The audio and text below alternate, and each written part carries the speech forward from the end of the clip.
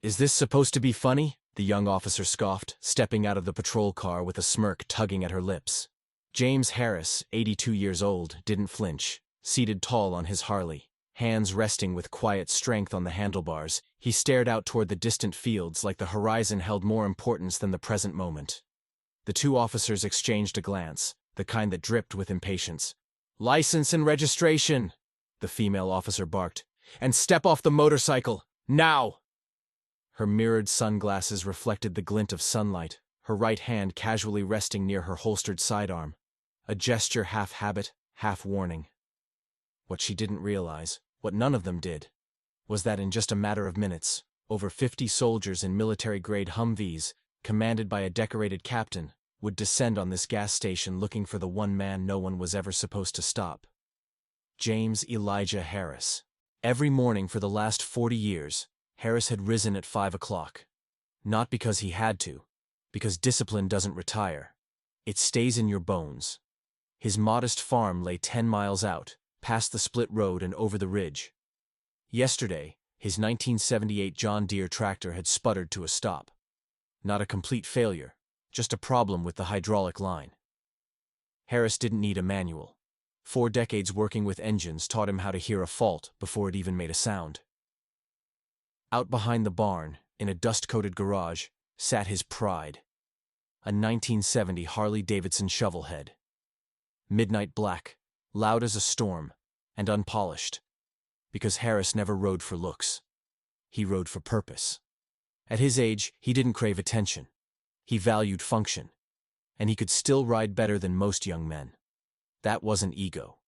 That was muscle memory, sharpened by decades of combat drills, convoy runs, and battlefield instincts. His reflexes were second nature. He noticed everything. The angle of sunlight on a windshield, the shift in weight behind a footstep. These weren't habits. They were survival skills. And he still carried them. But no one ever saw that. They just saw an old man on a loud bike. Funny. How the people with the deepest stories often look like they've got nothing left to say. He'd stopped at the edge of town, right where the old gas station met the cracked pavement. The Harley's engine grumbled beneath him, steady as breath, echoing between the boarded-up storefronts and fading paint. Then the red and blue lights flashed behind him. He didn't react. Not at first. Just looked at them in the mirror and waited. Officer Ava Johnson approached with sharp, confident strides. 28. 3 years on the force. Crisp uniform. Mirrored glasses. "Is this some kind of joke?" she repeated, tone dipped in sarcasm. The cruiser door slammed shut behind her. "Sir, shut that thing off. Now!" James Harris didn't flinch, hands firm, eyes forward, still as stone. "License and registration," she said again, her voice harder now. Her hand lowered subtly toward her weapon. Without a word, Harris reached into his jacket. Slow. Measured. No sudden moves. He pulled out an aged brown leather wallet, creased from years of use. Every document inside was perfectly placed. He handed them over. "License," Johnson said flatly, her tone now laced with suspicion. Officer David Lopez approached from the passenger side, squinting at the man on the bike. 82? He said with a crooked grin. "You don't think you're a bit too old to be riding around on that?" He gave the Harley a slow once-over. "Man, this thing's older than my dad, and look at all that rust." "Hands on the bike, feet apart," Johnson ordered, slipping into protocol as if it were second nature. The search wasn't needed. Both of them knew it, but they went through the motions anyway. Onlookers began to gather. A couple of folks lingered by the sidewalk, drawn in by flashing lights and uniformed voices. Quiet murmurs trickled through the air like wind through dry leaves. "Mr. Harris," Lopez said, "you live nearby?" 10 miles out, he answered without hesitation. "Off Highway 340, Little Farm." "Alone?" Johnson asked, her voice softening slightly. "Alone." The officers glanced at one another, a look that didn't need words. It said everything. Another confused old man. "Do you have any family?" Johnson pressed. "Someone who checks on you? Helps you out?" "I've been handling my life for 82 years, Harris replied, calm and even. Yes, but don't you think it's risky? She continued. At your age, riding a motorcycle like this, you could get hurt, 'cause a wreck. Someone else might get injured. He didn't answer. He just stared past them, hands folded behind his back, chin lifted slightly, still as iron. Sir, I'm speaking to you, Johnson said, louder now. I hear you. Then answer me. Don't you think it's reckless to ride something that old, especially now? Lopez leaned closer to her. He might be hard of hearing, he whispered. Barely reacts, might not be all there. Johnson raised her voice again. Mr. Harris, can you hear me clearly? Do you understand what I'm saying? Across the crowd, whispers grew louder. Poor guy. Don't these cops have anything better to do? He does look kind of out of it. Somebody should call his kids or something. The world divided, the way it always does, between pity and presumption. It's easy to judge a man when you've never stood where he stood. Harris said nothing. He closed his eyes for a brief moment and inhaled deeply, filling his lungs with calm. He'd been in tighter spots, under worse skies, with bullets closer than voices. Places where life balanced on a trigger, not judgment. But that was decades ago. Now, he was just an old man being treated like a problem in the middle of a parking lot. Across the street, the gas station owner paused, rag still in hand, eyes narrowing on the scene. Marcus Williams, Gulf War veteran, 58 years old. He recognized the figure immediately. James Harris had been fueling up there for over 15 years. Always respectful. Always settled his tab. Always asked about Marcus's grandkids like he remembered every name. Marcus felt the burn rise up in his chest. Anger, tight and hot. Without a word, he stepped inside, grabbed the cordless phone from behind the counter, and dialed the local base. Fort Carson. This is Marcus Williams, he said, voice low but steady. I need an officer on duty. It's urgent. Across the street, tension thickened.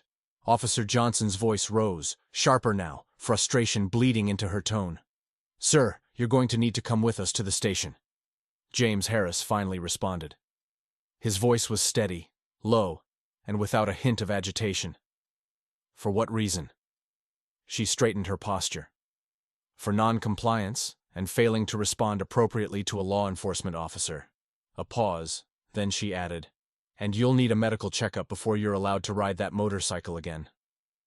Harris looked at her the same way he'd once looked at nervous young soldiers on their first day of boot camp.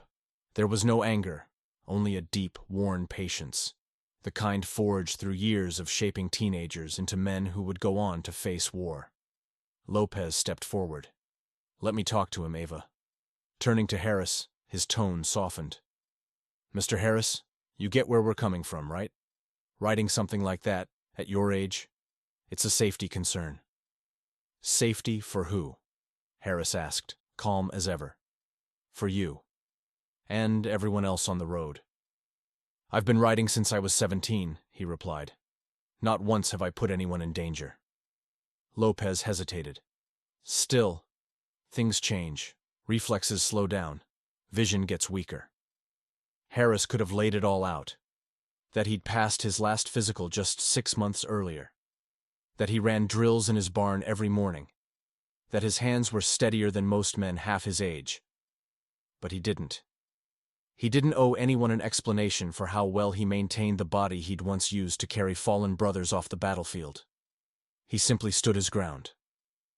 Inside the gas station, Marcus continued his call with the base. His voice was measured, but urgency simmered beneath every word.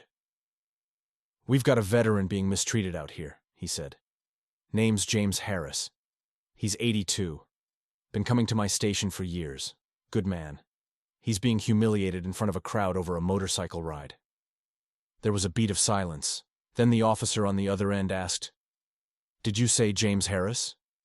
Marcus felt the shift in tone immediately. Yes, James Elijah Harris. Stay where you are. Do not let anyone interfere with him. We're dispatching a unit right now. And Marcus, don't let them touch Colonel Harris until we arrive. Marcus blinked. Colonel? I can't give you more over the phone. but we'll be there in 15. As the call disconnected, Marcus stepped outside, his heart drumming in his chest. Colonel. James had never spoken of rank. 15 years of conversations. And not once had he mentioned it. Meanwhile, across the road, the situation unraveled further. Officer Johnson had made up her mind. "Mr. Harris," she said, voice loud enough for everyone to hear, "you're coming with us for a psychiatric evaluation." "I'm not going," Harris replied without hesitation. "What do you mean you're not going?" Her stance stiffened, her authority now slipping into desperation. "This isn't a request. It's an order." "Under what law?" She faltered. For the first time, her certainty cracked. There wasn't one. No statute permitted an officer to detain an elderly citizen simply for operating an old motorcycle. No legal clause justified forcing a psychiatric evaluation without probable cause. But she couldn't retreat now. Not with bystanders filming, not with eyes watching, questions forming. She was too far in. Backing down meant admitting she'd crossed a line. And the crowd was starting to notice. Officer Johnson grasped at straws now, citing vague clauses, invoking elder protection laws, claiming his behavior endangered himself. James Harris smiled. Just a trace. A faint, knowing smirk that flickered across his face like a passing shadow. Not arrogance. Recognition. The kind of smile a man gives when he hears a poorly told lie and remembers far better ones from far more dangerous mouths. "Officer Johnson," he said evenly, "mind if I ask you something?" She hesitated. "What?" "How many years have you served?" Her lips tightened. The question hit a nerve. "Mr. Harris, get in the vehicle. Now." "I'm not going." "Then I'll be forced to act." Across the street, Marcus didn't move. But something shifted inside him. Respect. Whoever James Harris really was, the man stood with a quiet defiance that shook people without raising his voice. The crowd sensed it too. The mood changed. People leaned forward, phones still raised, eyes unblinking. Something was coming. They could feel it. And they were right. Down the road, a low thunder began to rise. It wasn't the weather. 12 military Humvees came tearing around the corner, wheels spitting dust into the sky, forming a wide arc around the scene. They didn't hesitate. They didn't slow. They surrounded the gas station with machine-like precision, a semicircle of power, steel, and purpose. 50 soldiers stepped out in unison, boots hitting the pavement in perfect cadence. From the front vehicle, a tall officer emerged. Dark uniform, sharp eyes, every step charged with purpose. Captain George Farrell, 55 years old, over 2 decades of military experience. He didn't acknowledge the local officers. He walked directly toward Harris. 3 meters away, he stopped, stood tall, and snapped a crisp salute. "Colonel Harris." The word landed like a detonation. Johnson blinked. Lopez paled. Every civilian nearby froze. Farrell turned his attention to the officers for the first time. His gaze cut clean through them. "We received word of a situation involving Colonel James Harris. Care to explain who thought it was appropriate to detain him?" Johnson opened her mouth. "I'm Officer Johnson, local PD. We stopped this gentleman." "This gentleman?" Farrell's voice rose like thunder. All 50 soldiers advanced a step, the sound unified, solid, intimidating. A wall of loyalty behind their commanding officer. Farrell didn't flinch. "You stopped Colonel James Elijah Harris, a man who completed 3 tours in Vietnam, led classified missions in the Gulf and Afghanistan, and personally trained generations of Army leadership." He turned fully toward her now. "Including me." Johnson's mouth dried. She took a step back, her eyes darting nervously. Farrell's voice was steel. "The man you humiliated in public holds 2 bronze stars, 2 Purple Hearts with 4 oak leaf clusters, and a Distinguished Service Cross. That's not just a decorated soldier. That's a legacy." His eyes moved across the silent street. "To us, he's more than a name. He's history. Living, breathing history." Captain Farrell turned toward Johnson. His tone never rose, but the weight of his words was impossible to ignore. You disrespected a decorated war hero, a man who gave 6 decades of his life to protect the freedom you now stand under. Lopez stepped in, attempting to soften the blow. We were just following protocol. No, Farrell cut in, eyes unwavering. Your duty is to protect and serve, not to embarrass an elder in the middle of a sidewalk while a crowd looks on. The shift in energy was instant. Where there had been skepticism, now there was solemnity. Phones remained raised, but what they recorded now was reverence, not ridicule. Whispered comments had turned. That was wrong. She really crossed a line. That man deserves respect. Johnson stepped forward, her expression heavy with shame. She stood just feet from Harris now.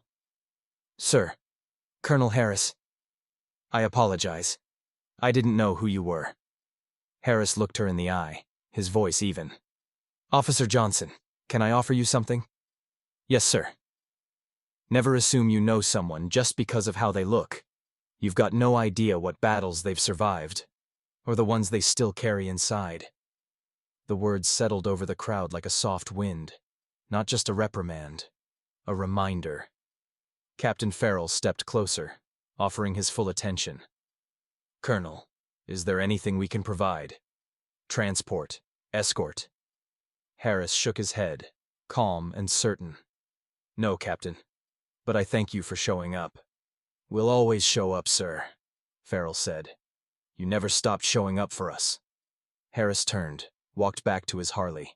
As the engine fired up, the soldiers moved without a single word, forming a corridor on both sides. A living salute. And through that path of honor, James Harris rode out of town. An hour later, inside the precinct office, Sheriff Daniel Smith, age 52, 15 years in his position, received a direct call from Fort Carson. Sheriff Smith, the voice on the line said. Captain Farrell here. We need to address this morning's incident. The sheriff leaned back in his chair. I'm already aware. I've spoken with both officers. What's your plan? Smith hesitated. He'd known Officer Ava Johnson for years, solid record, committed to the job. But this wasn't about character. This was about responsibility. May I speak freely? Smith asked. Go ahead. My team made a serious error. It wasn't criminal, but it was damaging. Farrell's voice remained firm. Colonel Harris isn't pressing charges. He doesn't want payback. But the military, we can't ignore this. We won't. The message was clear. This wasn't about paperwork. It was about respect for those who'd earned it with blood, sacrifice, and silence. What do you propose? Smith asked. A training program, built by us. Your officers will attend on-base sessions. They'll see what service looks like, what it costs, and what it gives. It'll be done, Smith replied without hesitation. 1 week later, inside the municipal precinct, Sheriff Smith stood before his full staff. Effective today, he announced.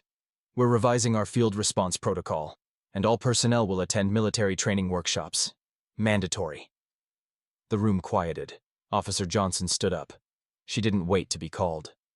I need to say something, she said, nerves visible in her voice. She looked across the room, her peers watching, unsure. Last week, I made a mistake. A serious one. I disrespected someone who deserves our absolute respect. But more than that, I learned something much deeper. Officer Ava Johnson stood before her colleagues, her voice quiet but resolute. This job isn't just about procedures and policies, she said. It's about people, about preserving their dignity. She looked across the room. Familiar faces, many still processing what had happened. Every individual we stop has a past, a name, a life. We don't get to assume. We have to ask. We have to listen. A few heads nodded. The message had landed. Days later, Officer Johnson drove along Highway 340, heart beating harder with every mile. The road was quiet, the fields open and green. She turned into a gravel driveway, a simple property framed by a white fence and blooming garden. The house was modest, wooden siding painted white, A front porch with 2 weathered rocking chairs. A John Deere tractor rested beside the barn, and beneath it, James Harris worked silently in grease-streaked overalls. His Harley sat nearby under the shade of a wide tree, same as it had that day in town, still unapologetically loud, aged, and alive. She parked the cruiser and stepped out, smoothing the front of her uniform before walking across the yard. "Colonel Harris." Harris slid out from beneath the tractor, wiping his hands on a rag. Calm eyes met hers, no tension in his expression. "Officer Johnson," he said. "Something I can help you with?" "I'd like to talk, if that's all right." He paused, then nodded once. "Coffee's fresh inside." The kitchen was plain and clean. An old table stood near the window, 2 mugs already set. Harris poured dark coffee into ceramic cups and sat down, motioning for her to take the other chair. "Mind if I ask a few questions?" he said. "Of course not." "Why'd you choose to wear the badge?" She took a breath. "I wanted to serve, help people, be part of something that mattered." He nodded slowly. "And how many accidents involving older drivers have you seen on duty?" She blinked. "Not many. Actually, almost none. Most of the wrecks I handle involve younger people, speeding, distracted, intoxicated." Harris gave a small, quiet smile. "Then why did you see me and assume I was a risk?" Johnson couldn't respond. The answer sat too close, too raw. He stood and walked to the window, eyes drifting to the field. A few cows grazed peacefully in the distance. "Respect," he said, "isn't tied to a badge or a title. It's revealed in how we treat people, not just the ones who look like us or fit a box, but especially the ones who don't." She followed his gaze out the window. Her eyes landed on the motorcycle beneath the tree. Old, worn, and still running. He'd been riding that bike longer than she'd been alive. It wasn't just metal and chrome. It was memory, miles, meaning. The engine still turned. The wheels still moved forward. So did he. And maybe, so could she.